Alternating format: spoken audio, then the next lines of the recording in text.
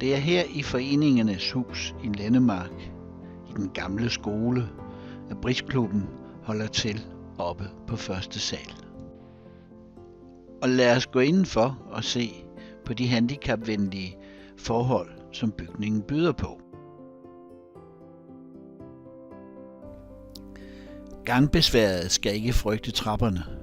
Man kører op til første sal.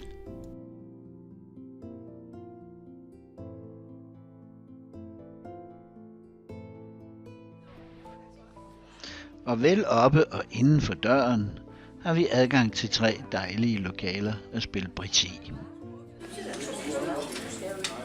Og så er vi i gang, og en dejlig aften med mange gode spil venter. Vi har det sjovt, og det kan du jo også få. Meld dig til undervisning og vær med.